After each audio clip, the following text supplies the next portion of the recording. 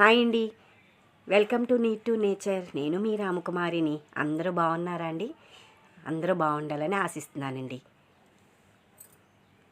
నేను ఇవాళ మా బెండ మొక్కల్లో కొంచెం కాయలు ఉన్నాయండి, హార్వెస్ట్ చేసుకుంటున్నాను. నాతో పాటు వచ్చేయండి. అవిగోండి బెండకాయలు కోసుకుంటున్నాను. నేను ఇవి ఎలా వేసుకున్నానంటే, పెద్ద టబ్బల్లో మధ్యలో సంపెంగ మొక్క, మామిడి మొక్కలు పెట్టుకున్నానండి. చుట్టూరు ఇలా బెండ విత్తనాలు పెట్టుకుని బెండ మొక్కలు పెట్టానండి. ఇలాగే మనం పెద్ద పెద్ద టబ్బులు చుట్టూరు ఖాళీ వదలకుండా ఏదో ఒక అంతర పంట కింద పండించుకోవచ్చండి ఆ మొక్క ఎదిగేటప్పటికి. నేను కొత్తిమీర వేసుకోవచ్చండి, ఇదేంటి తోటకూర వేసుకోవచ్చు, గోంగూర వేసుకోవచ్చు, వంగనారు వేసుకోవచ్చు.